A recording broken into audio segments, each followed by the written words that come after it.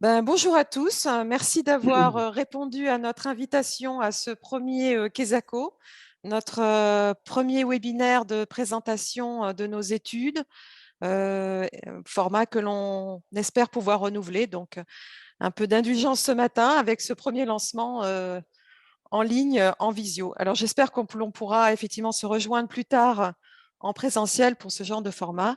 Mais voilà, on démarre ensemble ce matin. Donc, je voulais excuser Monsieur Jean-Vincent Valiès, notre président, qui n'a pas pu être présent ce matin, mais nous sommes quand même une soixantaine d'inscrits. Et donc, j'espère que nous allons passer un bon moment dans un format court d'1 heure. Voilà, donc petite consigne de démarrage, tous vos micros ont été coupés d'avance, donc vous pouvez rester en vidéo ou couper votre caméra comme vous le souhaitez. Vous avez un espace de questions, donc le chat qui est disponible. Voilà, n'hésitez pas à faire vos remarques, vos constats d'étonnement, vos réflexions, et puis poser quelques questions qui vont permettre de pouvoir faire une synthèse des interventions. Alors, un instant, j'admets encore du monde. Donc, pouvoir faire une synthèse de vos interventions et mon collègue vous passera la parole ou synthétisera ces questions aux intervenants de ce matin. Donc, nous allons partir sur 3 temps d'intervention. Un temps d'exposé qu'Adrien Paget, notre responsable thématique environnement risque, va vous présenter. Nous avons 2 invités sur ce webinaire, Monsieur Luc Millat, maire de Boigny-sur-Bionne, et Monsieur Schmitt, adjoint aux affaires scolaires de la commune de Chécy, qui feront part de leur retour d'expérience sur le sujet Oasis. Et puis, un petit temps de questions-réponses pour finir ensemble à 9h30. Voilà, donc je laisse Hervé Olivier s'installer après quelques petits réglages techniques d'un premier webinaire. Voilà. Je vous présente Hervé Olivier, le directeur des études de l'agence d'urbanisme Topos, et qui va introduire le sujet de notre rencontre de ce matin. Merci. Merci Géraldine, bonjour à toutes et à tous, merci de nous rejoindre pour ce webinaire.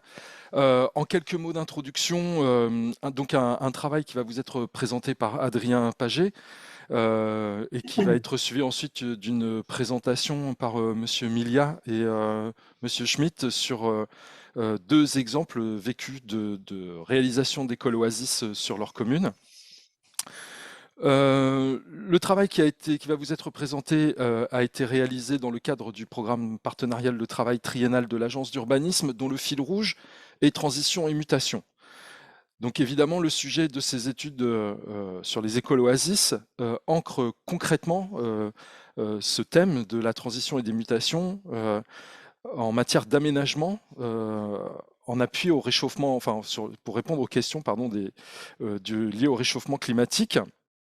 Et il met en lumière et mutualise l'ensemble des travaux que l'agence réalise aujourd'hui, notamment sur la trame verte et bleue, sur les solutions d'aménagement fondées sur la nature et sur les îlots de chaleur et de fraîcheur. Le travail que va vous présenter Adrien est décomposé en 3 grandes parties, 3 grands axes de travail. Le premier, c'est sur le phénomène de surchauffe urbaine, c'est-à-dire de quelle façon analyser finalement les températures que l'on peut retrouver sur le territoire et identifier de cette façon les îlots de chaleur et les îlots de fraîcheur. Ensuite, le deuxième temps est sur le rôle du végétal comme source de solutions d'aménagement, hein, notamment dans le cadre des réponses par rapport au microclimat local, donc le rôle du végétal dans le microclimat local. Et enfin, vous présentez plus spécifiquement un système d'analyse des écoles primaires hein, du territoire pour en faire finalement les premiers lieux ou des lieux stratégiques de la résolution de ces problématiques de surchauffe urbaine. Voilà, Adrien, je te cède la parole. Merci bien. Je vais vous partager mon document. Vous allez me dire si ça fonctionne chez vous. Hop. Voilà, est-ce que tout le monde voit correctement?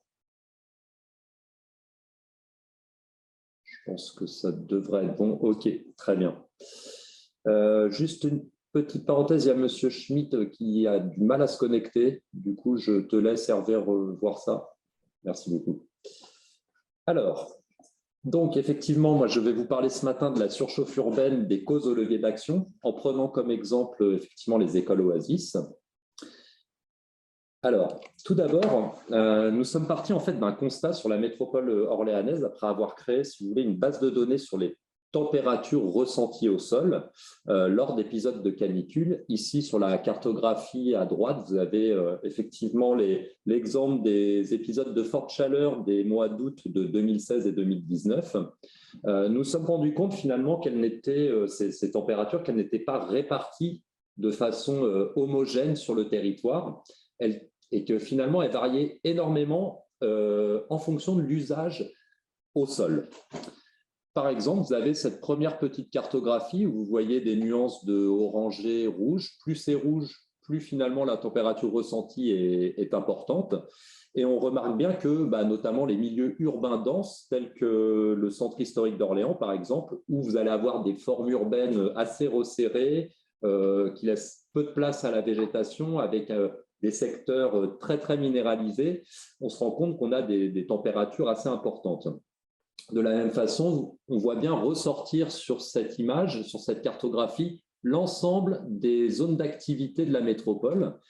Ces zones d'activité, effectivement, sont tout aussi impactées car il y a une présence importante en fait, d'asphalte, notamment, par exemple les grands parkings de supermarchés, etc., mais également les matériaux de construction des différents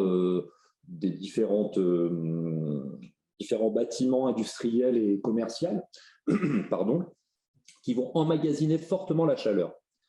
On distingue aussi sur ces cartographies, comme on le voit sur Orme, par exemple ici, on voit ressortir certaines parcelles agricoles qui ressortent comme chaudes en fait, elles correspondent à des secteurs qui ont été récoltés un peu avant la prise de vue satellite et qui ne sont plus finalement du coup munis de végétation, qui ne sont plus que des surfaces en terre qui vont elles-mêmes emmagasiner fortement la chaleur. Cet aspect, je ne vais pas m'étendre dessus, mais il est beaucoup plus prégnant sur les EPCI voisins, notamment Beauce-Loiret-Aisne et Terre Val-de-Loire. À l'inverse, la cartographie juste en dessous, vous allez distinguer en vert, bleu. Alors, plus c'est bleu, plus c'est frais, plus voilà. Donc, vous avez un gradient aussi qui permet de distinguer des secteurs frais sur la métropole. Et ces secteurs, évidemment, se situent là où se trouve de la végétation. Alors, vous avez les deux grands boisements, la forêt d'Orléans et la Sologne au sud. Et au milieu, vous allez avoir la Loire et le Loiret qui vont former finalement des couloirs de fraîcheur au sein de la métropole. Donc, si vous voulez, cette première analyse, cette base de données qu'on a pu construire sur les températures, elle a permis de tracer cette courbe en fonction de l'usage au sol. On a effectivement des fortes variations. Alors, si vous voulez, pour zoomer un petit peu plus sur des exemples spécifiques, pour comprendre un petit peu mieux les différents facteurs de réchauffement en contexte urbain, j'ai pris quelques exemples distincts. Tout d'abord, vous avez l'exemple de deux boulevards orléanais. Alors là, vous avez l'avenue Dauphine et la rue Saint-Marceau. Et on remarque, par exemple, qu'entre ces deux rues, finalement, on a des variations importantes de température. Alors, effectivement, vous avez l'avenue Dauphine. Cette avenue est quand même relativement large. Elle est dotée d'alignements d'arbres sur toute sa longueur, pratiquement. Vous avez aussi des façades, des fronts bâtis qui ne sont pas complètement continus puisque vous avez des ouvertures est-ouest qui vont permettre en fait de ventiler quelque part l'avenue. Et par ailleurs, vous avez aussi, ce que vous voyez en vert ici, ce sont en arrière du front bâti l'ensemble des jardins privés et autres. Donc, vous avez une végétation importante. De fait, sur ce secteur-là, vous allez avoir des températures qui vont varier, je n'ai plus les chiffres en tête, mais vous êtes plutôt sur 25, 26, 20, 24, 25 degrés, alors que la rue juste à côté, la rue Saint-Marceau, on voit bien qu'on a des températures beaucoup plus élevées, notamment ceci est dû à, si vous voulez, ce front bâti qui est complètement continu d'un bout à l'autre, Vous avez très peu d'ouverture est-ouest sur cette rue. Et par ailleurs, vous n'avez absolument aucune végétation sur l'espace public. Et vous avez quand même beaucoup moins de végétation en arrière des fronts bâtis. Et de fait, on a quand même des variations assez importantes entre ces deux zones, puisqu'on a pratiquement 5 degrés d'écart, alors que ces deux rues sont à quelques dizaines, centaines de mètres enfin, elles sont vraiment très proches. Par ailleurs, vous avez aussi également un autre exemple ici. Cet autre exemple, c'est le centre historique d'Orléans. On voit bien en rouge ici tous les secteurs où il fait très très chaud en été. Ici, par exemple, on est à des températures qui avoisinent les 32 degrés, alors que juste après les Mailles, un tout petit peu à côté, vous avez le parc Pasteur, qui, lui, finalement, est ce qu'on appelle un îlot de fraîcheur en milieu urbain. On voit bien qu'on a quand même 5 degrés d'écart entre le parc Pasteur et le centre historique d'Orléans. Donc, c'est quand même assez important. Enfin, j'ai pris un dernier exemple pour vous montrer aussi le facteur qui est les types de matériaux qu'on utilise, par exemple, en zone d'activité. Donc là, vous avez la partie d'une zone d'activité avec une entreprise là, qui va emmagasiner énormément la chaleur au moment des canicules, puisque sur le toit de cette entreprise, on atteint les 41 degrés ressentis. À l'inverse, quelques dizaines, centaines de mètres plus loin, vous avez le boisement ici qui, lui, par contre, n'est qu'à 24 degrés. Donc là, on voit bien, si vous voulez, on a quand même 17 degrés d'écart, ce qui est absolument considérable entre deux secteurs qui sont effectivement, donc cette différence est effectivement liée notamment au type de matériaux utilisés pour la construction. Alors, si vous voulez, ces exemples sur le territoire de la métropole montrent bien, quelque part, l'importance de l'intégration de la végétation en ville. Comme nous allons le voir, finalement, la végétation en ville est un véritable auxiliaire de vie. Elle participe à différentes choses, notamment à améliorer la gestion des eaux, mais également leur qualité. Elle permet aussi d'enrichir les sols et d'améliorer la qualité de l'air. C'est aussi évidemment un support pour la biodiversité en ville et un facteur de sociabilité pour les populations. Mais surtout, ce qui va nous intéresser aujourd'hui, c'est sa fonction de régulateur thermique pour nos territoires. Elle permet, si vous voulez, la création d'îlots de fraîcheur en milieu urbain. Alors, comment, de quelle façon? En fait, la végétation permet, si vous voulez, comme le montre le schéma ci-dessous, permet en quelque sorte d'absorber la chaleur et de rejeter de la fraîcheur, ce qui permet le refroidissement de l'air. C'est ce qu'on appelle le phénomène d'évapotranspiration. Alors, ce phénomène, il est très efficace, notamment lorsque vous avez une strate arborée. Et en plus, cette strate arborée, elle a une double fonction puisqu'elle va permettre de créer de l'ombre. Et ces ombres, si vous voulez, ça va permettre d'abaisser fortement le rayonnement solaire émis, le rayonnement solaire transmis au sol, puisqu'environ, vous avez environ 50% de ce rayonnement qui va être absorbé par l'arbre. Évidemment, ces chiffres sont fonction des caractéristiques des végétaux. Plus vous avez une canopée importante et dense, plus cette ombre et donc ce rayonnement absorbé sera important. Du coup, on s'est un peu posé la question de la façon de comment étudier plus spécifiquement cette végétation en ville. Donc, nous avons développé à l'agence une nouvelle base de données pour exploiter, une nouvelle base de données pour avoir vraiment une caractérisation très fine de cette végétation en ville. En fait, nous sommes partis de l'exploitation de photographie aérienne de l'IGN en infrarouge, couleur. Là, vous avez ici, ce que vous avez certainement l'habitude de voir, c'est une image en couleur naturelle. Donc là, c'est une image où vous voyez le parc Pasteur. Vous avez exactement la même image juste en dessous en infrarouge couleur. Alors, l'avantage de l'infrarouge couleur, c'est que ça permet de distinguer très facilement l'activité chlorophyllienne. Comme on le voit sur cette image, tout ce qui est végétation va ressortir dans des tons un peu rouges ou roses en fonction de l'activité et en fonction de la nature en fait, de la végétation. ce qui nous, derrière, va permettre de faire ce qu'on appelle une classification et on va en fait apprendre à la machine, à l'ordinateur, à reconnaître chaque pixel de notre image en fonction d'un échantillon préalablement établi.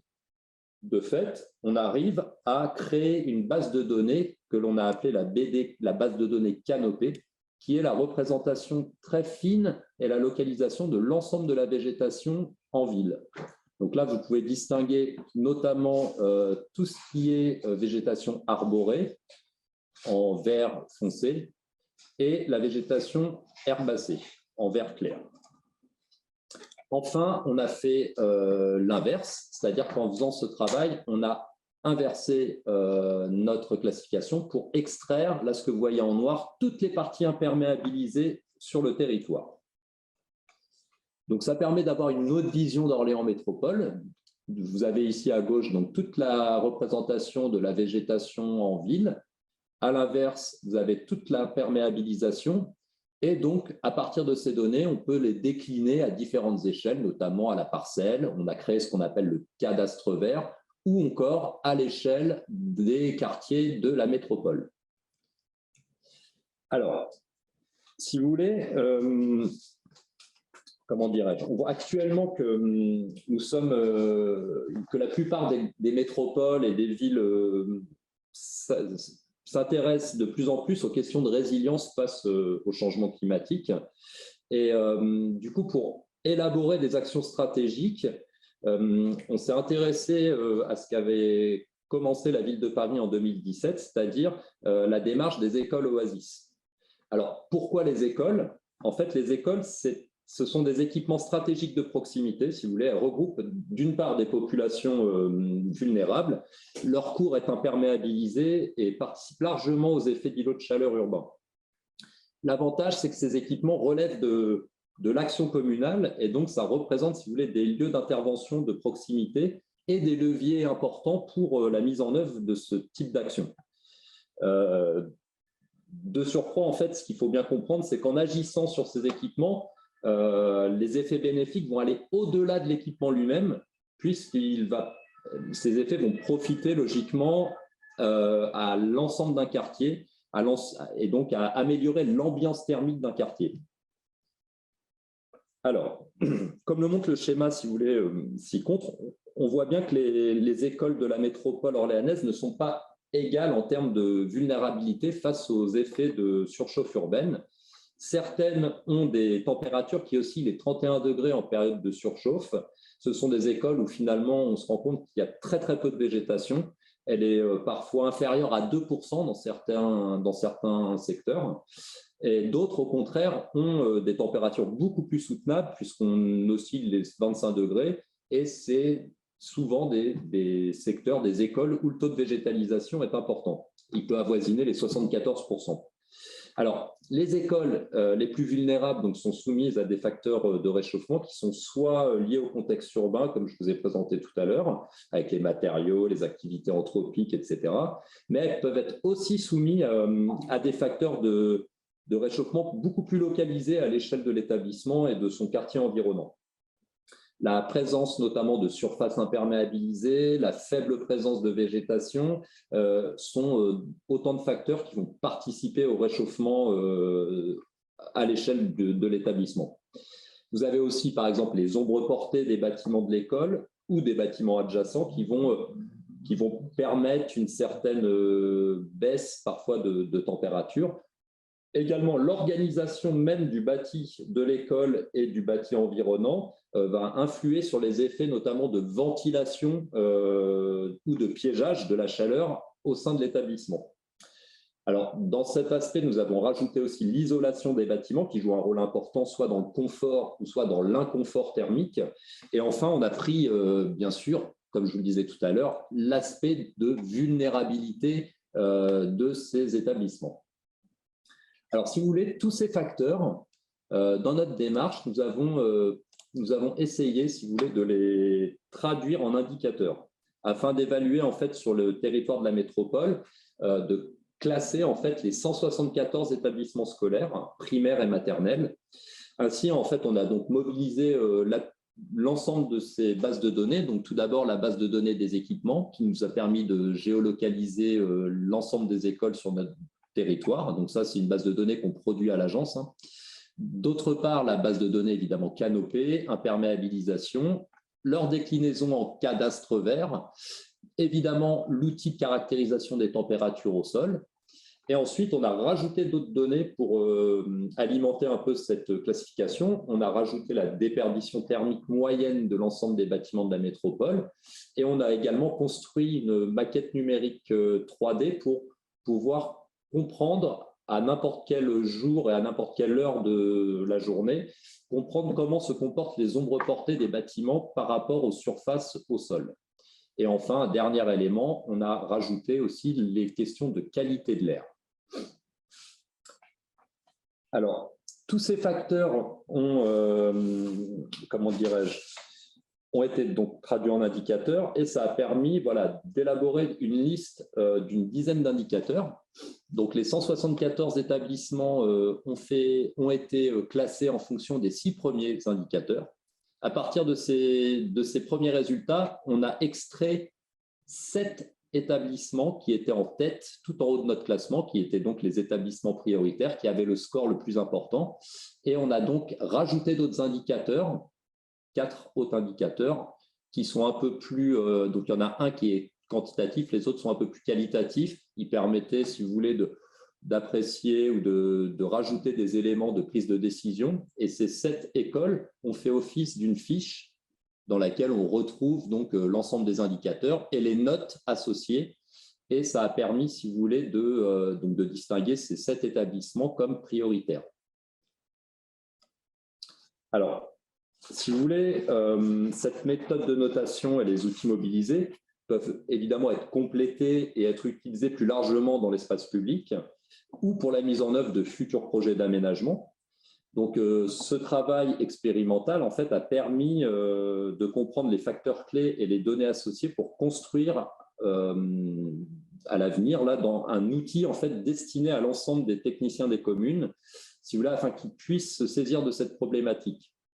Donc, on va essayer de mettre en œuvre dans les mois qui arrivent cet outil pour les techniciens. Et donc, les suites à donner, si vous voulez, il y aura, j'espère, un prochain webinaire qui devrait porter sur des retours d'expérience, sur la mise en œuvre d'aménagements plus résilients et plus écosystémiques, où les solutions en fait, fondées sur la nature sont au centre du projet. Donc ça, c'est un futur webinaire à venir. Et par ailleurs, à l'agence, nous avons nous avons participé à une publication nationale pour le projet Life Artisan. Donc là, je crois que de mon côté, j'en ai fini. Je vais relaisser la parole à Géraldine et puis ensuite aux 2 intervenants.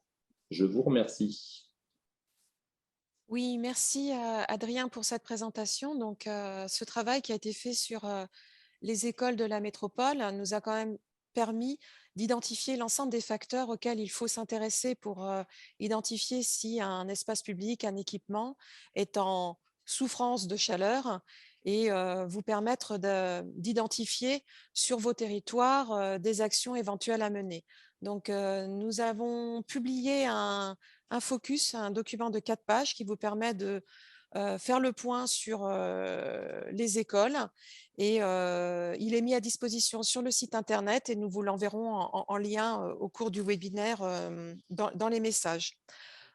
Donc, pour poursuivre, 2 témoignages. Donc, je vais demander à Monsieur Mia et ensuite à Monsieur Schmidt d'intervenir pour faire le point sur leur expérience dans leur commune de cette réflexion sur la transformation des écoles pour être résilient au changement climatique. Monsieur Mia, je vous laisse la parole.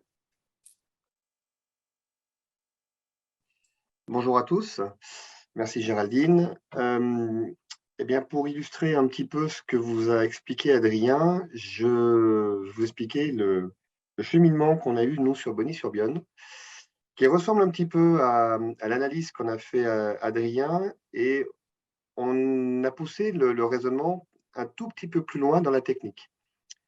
L'école élémentaire de Bony-sur-Bionne a une grosse trentaine d'années. À l'époque, vous pouvez le voir sur l'image de gauche, les concepteurs de l'école avaient pensé à mettre 2 rangées d'arbres devant les classes pour faire de l'ombre, puisque le sud est en haut à droite de l'image. Donc, les arbres devaient être plantés là pour faire de l'ombre et, on va dire, rafraîchir les classes et la cour d'école. Le tout, bien sûr, agrémenté d'un goudron sur l'ensemble de la cour. Et pour évacuer les eaux, eh bien, 4 bouches d'égout de mémoire qui récupèrent la flotte et qui l'envoient donc dans le réseau. Sur la droite de l'image, vous avez une sorte de petite cour, place de l'école, qui est un espace public, en calcaire, et là aussi planté avec des arbres pour faire de l'ombre. Le défaut de cette conception, c'est qu'il y a 30 ans, les arbres ont été plantés avec des fosses beaucoup trop petites. On ne le voit pas sur la photo, mais des arbres ont été plantés un petit peu plus loin dans une rue adjacente.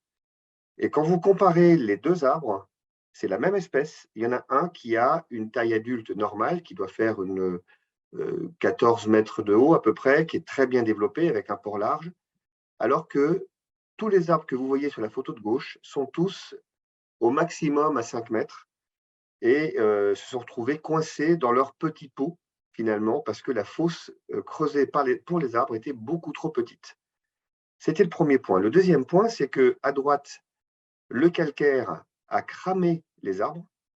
On a des arbres qui ont les écorces qui ont pelé, donc on les a replantés. Il avait été mis de la chaux dessus pour réverbérer la lumière en été, la chaleur.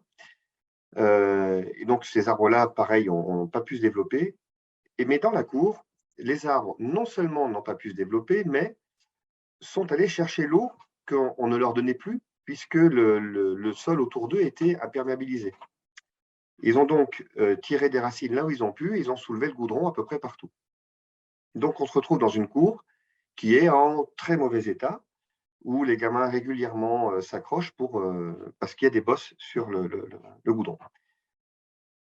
Partant de ce principe-là, on s'est dit donc finalement, avec les arbres qu'on avait là, on n'avait que les inconvénients, mais pas les avantages. Les inconvénients, c'est les racines, et puis c'est surtout les feuilles en hiver, enfin à l'automne, parce que, comme vous le voyez, il y a des sortes de demi-ronds, là, c'est une sorte de préau couvert avec un polycarbonate translucide.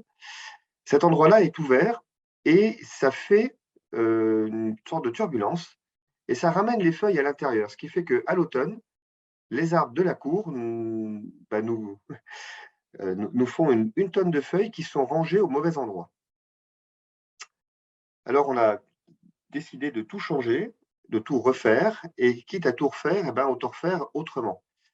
Refaire que la cour à l'identique, c'était un budget d'environ 130 à 140 000 euros. Refaire la cour de façon plus intelligente en faisant participer un architecte urbaniste paysagiste, on a pris les attaches du cabinet Striblen, eh bien, ça nous coûte un peu plus cher, 230 par là, je pense, au final. Mais le fait de faire ça nous permet de rentrer dans des programmes d'aide et on va avoir un peu plus de 130 à 140 000 euros de subvention. Le parti pris, c'est de rajouter de l'arbre, mais pas de le parsemer. Alors, pour concevoir ça, on a fait travailler 3 équipes. D'abord, on a fait travailler les enfants avec les profs pour avoir l'usage et adapter la conception à l'usage que les enfants et les enseignants en font. On a fait travailler également l'enfance-jeunesse parce que notre école est utilisée pour l'accueil périscolaire. On a regardé ça aussi avec un œil un peu technique, comment sont les vents dominants et comment ça vit dans l'année. Et puis le cabinet Striblen a écouté ce que nous avions à dire, nous les élus et les techniciens, ce que les enfants avaient à dire, et ils sont allés sur place se rendre compte par eux-mêmes en regardant comment les gens vivaient.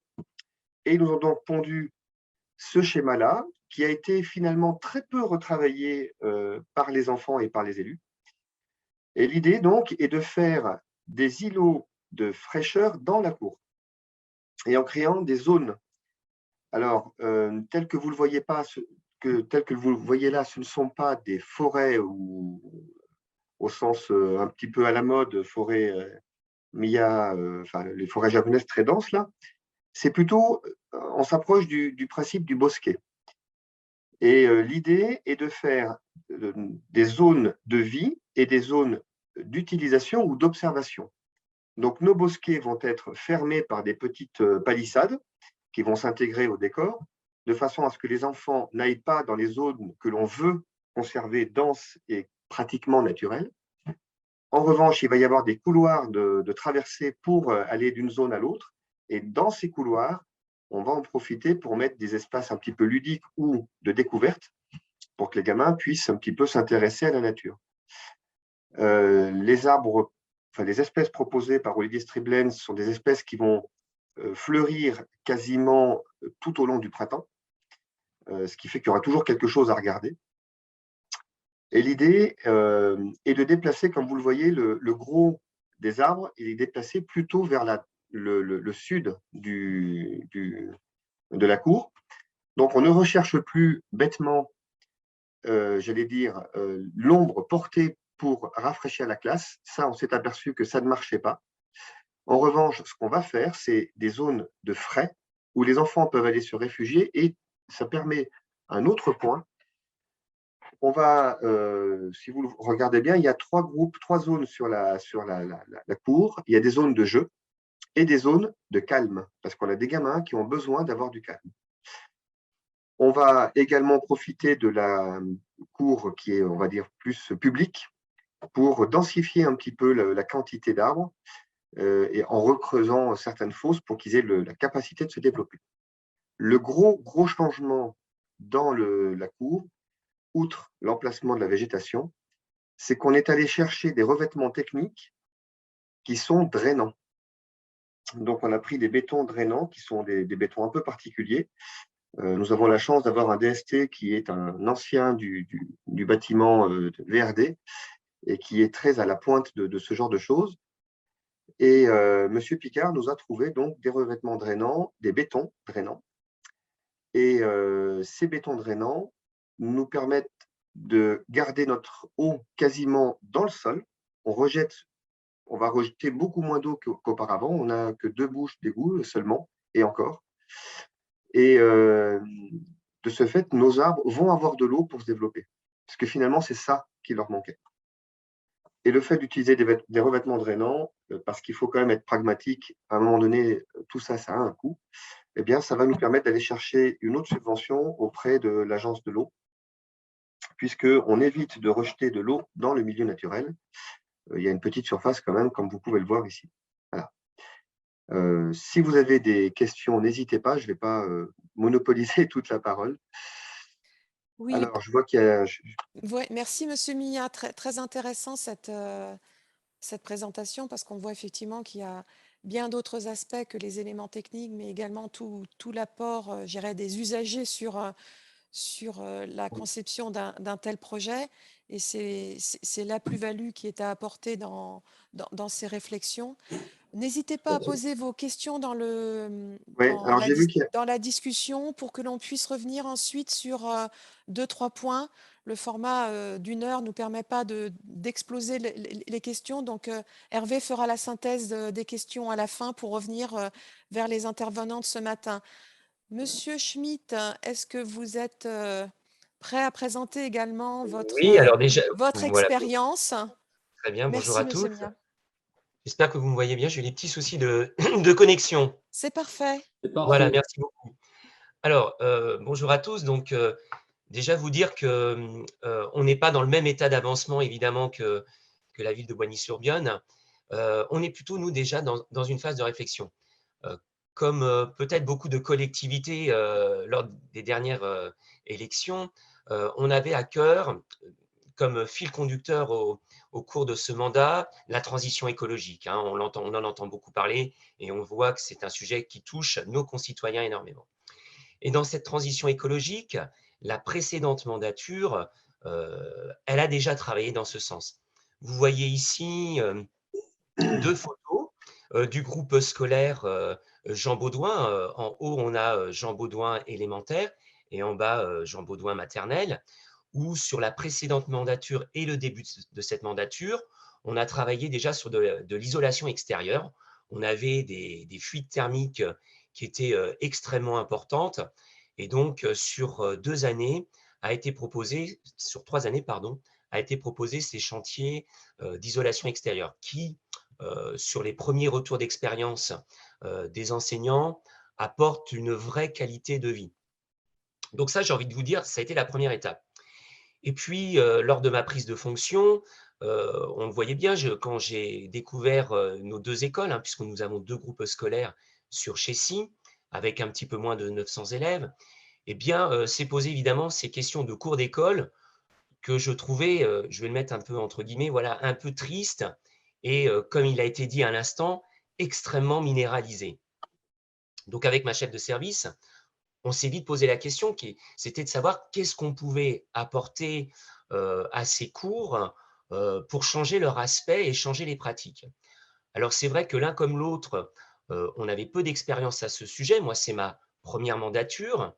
Et puis, c'est au gré d'une réunion sur un aménagement public sur de l'assainissement que j'ai eu l'occasion de rencontrer une personne, Wendy Arnaud, qui travaille en lien avec le Pôle Dream et puis la métropole, et qui m'a parlé justement de ces cours Oasis et qui m'a invité eh bien, à aller découvrir ce qu'avait réalisé la ville de Paris autour de ces cours Oasis. Alors, je ne vous cache pas que ça a été déjà un grand plaisir de voir qu'il existait des solutions techniques et on a commencé cette réflexion avec les services sur, de notre côté, comment on pouvait, à notre mesure, envisager ce réaménagement.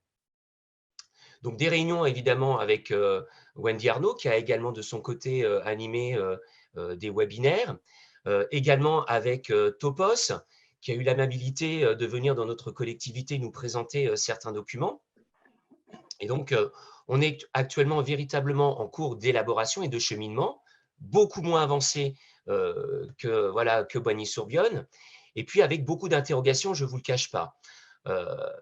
Déjà, en effet, ça a été évoqué précédemment, un aménagement en cours Oasis, ça demande d'être vraiment pensé en amont, en termes d'utilisateurs, pour les enfants, pour les enseignants, mais aussi pour nos agents, puisqu'on va retravailler les sols peut-être avec d'autres matériaux, des copeaux de bois, des bétons drainants, et évidemment, ça peut avoir un impact en termes de nettoyage de ces surfaces, que ça soit bien au niveau des extérieurs, mais peut-être aussi un impact sur le locaux intérieur. Donc, je pense qu'en amont, il est important de mener des ateliers de réflexion, et je crois que ça a été évoqué précédemment, des ateliers de réflexion pour que chacun puisse s'approprier et envisager ces nouveaux espaces extérieurs. Donc ça, c'est une première réflexion que nous avons commencé à mener avec nos équipes d'APS et également avec les enseignants des écoles. Alors, on va le poursuivre sur ce début de premier semestre.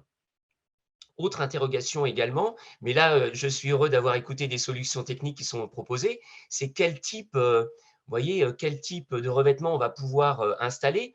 On est, comme dans beaucoup d'écoles, sur des bétons, des bitumes extrêmement peu drainants. Vous voyez apparaître sur cette photo, j'ai pris cette photo là très récemment, nous avons quelques arbres. Au pied des arbres, eh bien, ces pieds d'arbres ne respirent pas, ils sont vraiment emprisonnés dans ces surfaces de béton. Donc là aussi, que faire de ces arbres? Les dégager, leur offrir plus d'espace, en replanter d'autres? Voilà toutes ces interrogations qui nous préoccupent. L'autre question sur laquelle nous sommes amenés à réfléchir, c'est, voilà, on a, comme je vous le disais, 2 écoles, et c'était peut-être de travailler par phasage, puisque ça a été évoqué, hein, ce sont quand même des budgets qui sont importants. Et on s'est posé la question, c'est-à-dire, voilà, par quelle école on aurait envie de commencer à mettre en œuvre une cour Oasis? Et c'est là où la société Topos nous a permis de réfléchir et de mieux comprendre les impacts, ces impacts points chauds au sein de notre collectivité. Et je ne vous cache pas que l'analyse de Topos nous a surprise puisque initialement, on pensait que l'école qui était, entre guillemets, la plus problématique, eh bien, c'est l'école que vous voyez sur cette photo, qui est l'école Champbaudouin, qui est une école extrêmement enclavée dans la collectivité. Elle se situe au cœur de ville. Eh bien, finalement, les études qu'a menées Adrien Paget et qu'il nous a présentées, eh bien, nous a amené à voir que c'est finalement l'école Albert Camus sur lesquelles il faudrait peut-être travailler en priorité. Donc, vous voyez, dans ce sens-là, on a déjà avancé sur le choix de l'école sur lesquelles on ferait un test, premier point. Et puis là, je ne vous cache pas, on est dans cette phase où, pour en avoir discuté avec ma chef de service, on a véritablement besoin d'un accompagnement technique pour ne pas se tromper. Les montants engagés sont évidemment importants. On a bien conscience aussi que de notre côté, il va falloir chercher des possibilités de subvention pour que ce projet puisse répondre vraiment à nos besoins. Donc, c'est cette phase-là qui s'ouvre devant nous, hein, cette phase voilà, de recherche de compétences techniques pour nous accompagner dans ce projet avec, voilà, je l'espère, peut-être des appuis de Partopos, mais peut-être aussi d'autres organismes au sein de la métropole. Vous dire également, et moi j'en suis convaincu, ces réaménagements, l'impact de ces réaménagements sont doubles finalement. On a un impact évidemment autour de la qualité de vie par rapport à la transition écologique, par rapport à améliorer voilà, le verdissement, le drainage des eaux. Mais moi, je pense aussi qu'il y a un véritable enjeu sur l'usage qu'en feront les enfants derrière. Pour avoir lu beaucoup les documentations de la collectivité de Paris, on voit que ce réaménagement peut avoir aussi un impact sur comment les enfants vont s'approprier ce milieu et peut-être, et ça a été évoqué aussi tout à l'heure, le réaménagement de zones calmes, le partage des espaces qui pourraient être repensés. C'est également ça qu'on a envie de travailler aussi dans le cadre du réaménagement de ces surfaces. Donc voilà où nous en sommes dans notre réflexion sur la collectivité de Chécy. Donc de même, voilà. Merci. Merci, Monsieur Schmitt. C'est intéressant effectivement de constater l'avancement de ces deux projets et les réflexions que cela amène dans vos collectivités, le cheminement qu'il faut faire pour réussir ce type de projet. Je laisse Hervé faire la synthèse des quelques questions qui ont été formulées pour apporter des précisions et je reviens vers vous en conclusion tout à l'heure. Alors, il y a principalement des questions qui sont adressées à Monsieur Milia concernant le projet sur Boigny. Donc, ce sont des questions qui sont plutôt techniques. La première question, elle est sur le travail spécifique, sur le choix des essences. Est-ce qu'il y a eu un travail spécifique et éventuellement quel choix d'essence a été réalisé? Également, quelle est la superficie de la cour d'école, des cours d'école de Boigny? Et puis enfin, des questions sur le calendrier de réalisation du projet. Voilà pour, si vous voulez bien répondre, monsieur Milia. Oui, alors pour les essences, je n'ai pas les noms en tête, mais effectivement, il y a tout un herbier qui a été proposé par l'AMO que je pourrais vous envoyer s'il y a besoin. Monsieur Striblan a été très attentif justement à la qualité des arbres qu'on choisissait pour qu'il y ait à la fois de la feuille, de la fleur, des couleurs, en évitant bien sûr les espèces qui sont allergènes. Il a fait un sacré travail là-dessus. Il y a certains arbres qui sont à feuilles persistantes, d'autres qui sont à feuilles caduques. Donc oui, il y a eu un gros boulot là-dessus. La surface totale des deux cours, je n'en ai aucune idée. On est dans les 400 mètres carrés à la louche, mais je suis incapable de vous donner exactement combien on a. L'AMO nous a coûté dans les 12 000 et quelques euros. Et le calendrier des travaux, alors on va les réaliser cette année, en juillet-août, pendant les vacances scolaires. Il y aura sûrement un glissement pour des plantations et d'autres aménagements pendant les vacances de la Toussaint. Mais comme l'a dit M. Schmitt, c'est quelque chose qui a été initié il y a un an et demi. Parce qu'il faut mettre tout le monde dans la boucle, il faut y réfléchir, il faut se reposer la question plusieurs fois parce qu'on n'avait jamais raison du premier coup. Voilà. Et puis, qu'est-ce qu'il y a d'autre comme autre question? Non, vous avez répondu à l'essentiel. Alors par contre, Oui, peut-être alors les aides financières, oui, voilà, c'est ça. il y avait le plan de relance qui nous permettait de rentrer dans ce domaine-là. Alors la chance, parce qu'il faut toujours en avoir un petit peu dans ces domaines-là, c'est qu'on était en avance sur notre temps. On a commencé à réfléchir à ça. J'ai découvert en fait en cours de réflexion que ce qu'on faisait s'appelait une cour oasis. C'est après que je suis allé voir, j'ai dit bah, finalement on n'est pas forcément sur la mauvaise pente, on est dans la bonne direction. Mais ce n'est pas les cours oasis qui nous ont donné envie de le faire, c'est en cherchant si d'autres personnes avaient pensé comme nous, qu'on s'est aperçu que oui, ça existait. Donc on est, je crois, pour l'année là, on n'est que 2 ou 3 communes à avoir posé un dossier similaire. Du coup, on a une enveloppe qui est assez conséquente. On a de mémoire 140 000 euros, je crois, de subventions qui sont prévues, si je ne dis pas de bêtises. On a 108 euros de confirmés, 108 000 euros de confirmés, et on attend encore une trentaine de milliers d'euros qui devraient arriver par l'agence de l'eau. Parce qu'on est sur des bétons drainants et qu'on infiltre la flotte sur place. Voilà. Par contre, oui, la recherche des subventions demande du temps. D'accord, merci Monsieur Millat. Peut-être Monsieur Schmitt ou même Monsieur Millat également, hein, il y a une question sur le fait que les parents d'élèves soient intégrés à la démarche de réflexion. Est-ce que, en fonction du niveau du niveau d'études auquel vous vous situez hein, l'un et l'autre, finalement, à quel moment vous les avez intégrés, quel a été le retour, comment ça se passe aujourd'hui? Alors, les parents d'élèves n'ont pas été intégrés dans la boucle, parce que ce n'est pas les utilisateurs. Le seul truc où ils ont un mot à dire, éventuellement, c'est pour râler parce que les enfants rentrent avec les pantalons sales. Non, on a fait réfléchir les enfants, c'est-à-dire la classe de CM2, c'est-à-dire des enfants qui partaient, pas ceux qui allaient s'en servir. C'était très important parce que du coup, il n'y a pas cette notion de je demande quelque chose pour moi, c'est je pense quelque chose qui m'a manqué dans l'année ou dans ma période scolaire et pour les prochains. C'est très différent dans la démarche. On a mis évidemment les profs, les enseignants. On a mis l'enfance-jeunesse qui a une utilisation très différente de la cour puisque c'est plus dans le ludique. Parce qu'on a, nous, le périscolaire qui est fait dans la cour de l'école, notamment le vendredi après-midi. Et on a mis aussi, comme disait M. Schmitt, on a mis nos agents d'entretien sur comment je gère les feuilles. Parce que, mine de rien, on parle de végétation, il y a le problème de l'acceptation de l'arbre.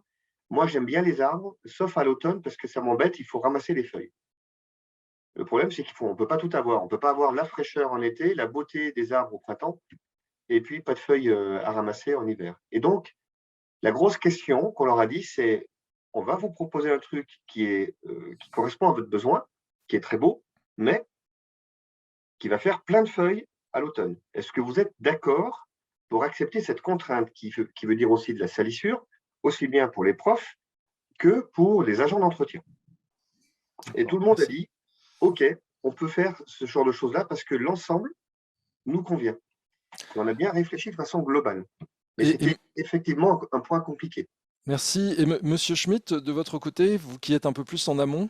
Oui, alors, idem, même public ciblé. Alors, on fera peut-être, moi, je pense, intervenir, on n'est pas encore dans cette phase, les parents d'élèves, voilà, sur des retours, sur l'avancement des travaux, mais aussi sur des réflexions, sur peut-être des projections hein, d'aménagement, voilà. Mais en priorité, c'est la même chose, les enfants, les animateurs, bien sûr, les enseignants, et puis, moi, je partage hein, nos agents d'entretien. Hein, puisque voilà, ça a été évoqué, les feuilles, peut-être des copeaux de bois, il faut que ça soit accepté. C'est important que ce nouveau projet soit accepté par tous les acteurs. Donc moi, je valide aussi sur les personnes à cibler pour ce travail. Alors, sachant que bon, les parents d'élèves, nous, on les met dans la boucle après pour les tenir au courant des travaux qui arrivent, mais dans la conception, ils n'étaient pas là. Voilà. Écoutez, je vous remercie beaucoup pour ces réponses. Il y a une dernière question qui était plutôt adressée à l'agence d'urbanisme sur la suite des travaux qui est engagée.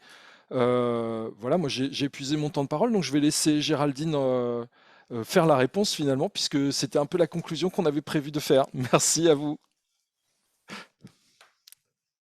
Donc, oui, merci pour vos interventions. Donc, ce webinaire s'est intéressé à la question de la résilience au changement climatique.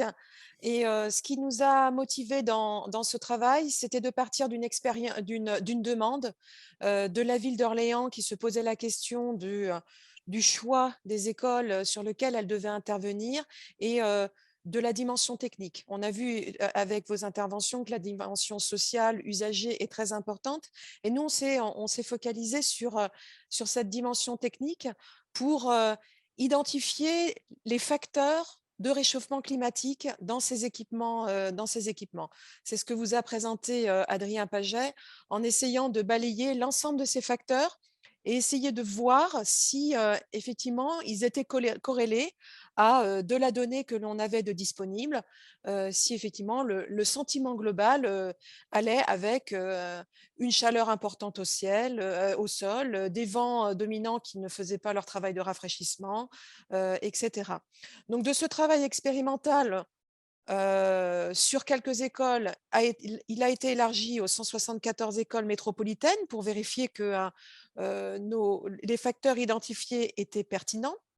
Il ne s'agit pas effectivement de faire un catalogue de l'ensemble des écoles pour alimenter vos travaux d'école. Notre idée était plutôt de vérifier que ces facteurs-là étaient importants. On a eu également l'occasion de travailler sur un projet d'aménagement de la ville d'Orléans, le projet Carme-Madeleine, pour vérifier qu'un projet futur répond également à aux avantages que peut amener la nature dans la végétalisation des espaces, l'orientation des bâtiments. Et donc, on a essayé de qualifier tout le projet d'aménagement au regard des facteurs que l'on vous a présentés tout à l'heure. Et on est relativement rassuré que ces éléments-là fonctionnent dans la réflexion. Ce que l'on va faire donc par la suite, pour vous apporter un outil que vous puissiez utiliser, c'est de déployer une méthodologie à partir de ces réflexions-là. Se dire, bon, si je veux intervenir sur un espace public, si je veux intervenir sur un équipement public, à partir des cartes que Topos va pouvoir mettre en ligne, qui sont des éléments techniques de référence, quand je suis la méthode de je me pose d'abord cette question-là, puis celle-ci, je peux identifier si effectivement non, mon équipement est en souffrance, mon espace à aménager doit être particulièrement soigné sur ces questions de végétalisation des espaces, pour effectivement proposer des équipements, des espaces publics, des aménagements qui soient résilients face au changement climatique. Donc, ces travaux-là devraient pouvoir être mis à disposition fin de ce premier semestre.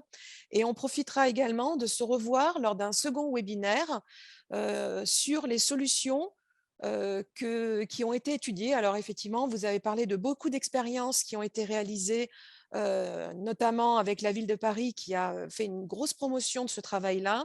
Mais il y a également d'autres territoires, comme l'agence d'urbanisme de Bordeaux, qui a produit des documents très intéressants, et nous vous proposerons, sous un format d'1 heure, de les balayer ensemble. Et je fais appel effectivement aussi à vos expériences. N'hésitez surtout pas à nous faire des retours de vos travaux en cours, de vos réflexions, que l'on puisse créer un petit réseau de réflexion. Adrien concentrera tous ces éléments pour que nous puissions en reparler fin de ce premier semestre avec un second webinaire sur le sujet. Voilà, j'arrive à la fin de ce webinaire. Donc pour nous, c'était une première de vous proposer un format court en début de journée pour que vous puissiez être disponible avant d'entamer vos activités de journée. C'est certainement un format perfectible. Nous allons faire le bilan de cette matinée. N'hésitez pas à nous faire des remarques par mail ou sur le chat sur ce qui, pour vous, a fonctionné, ce qui n'a pas fonctionné. Ce sera des remarques que l'on va prendre avec soin. Et nous allons vous proposer d'autres Quesaco sur nos études en cours, sur des enjeux que l'on aimerait partager avec vous pour alimenter les réflexions et poursuivre notre programme de travail qui est centré sur les transitions et mutations à l'œuvre, et tout ça calé sur effectivement le changement climatique qui nous amène à revoir, à changer de paradigme sur nos opérations d'aménagement. Voilà, merci beaucoup. Merci pour votre participation. On a été jusqu'à 47 participants. On est très contents pour ce nouveau format. Donc, on espère vous revoir prochainement sur de futurs Quesaco. Merci à vous. Merci Au revoir. beaucoup. Très bonne journée Merci à à vous. tous. Merci.